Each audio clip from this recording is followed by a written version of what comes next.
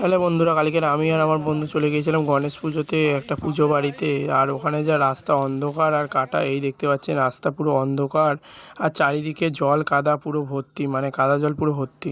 Hello বন্ধুরা, আমি আর আমার বন্ধু ফিরে যাবি চ আমি আর বন্ধু উঠে ঢুকছি, চল চল।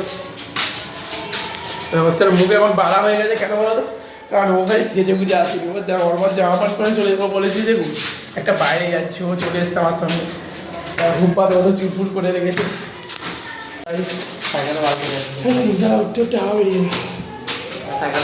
এই আমরা বাড়ির ভিতরে ঢুকে গেছিলাম। আর এই সিংহাসন, এখানে গণেশের মূর্তি বসানো আছে। আর সিংহাসনটা কেমন লাগছে আপনারা কমেন্ট বক্সে বলবেন। আমার তো বেশ তো ভালোই লেগেছে, সিংহাসনটা বেশ ভালো করেই সাজানো আছে। পঙ্কা থালা দিচ্ছে আর গ্লাস দিচ্ছে, দেখো 350 টাকা। ভালো বাদাম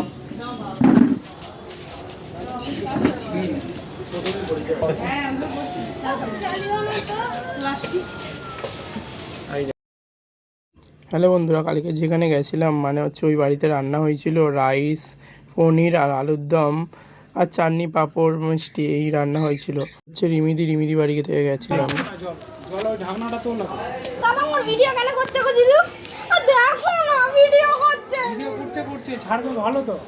এই হচ্ছে আমার বন্ধু খাচ্ছে, আমি এখনো খাওয়া শেষই করতে পারিনি। দেখতে পাচ্ছেন থালা, ওর খাওয়া প্রায় শেষ হয়ে আমি শেষ করতে পারিনি।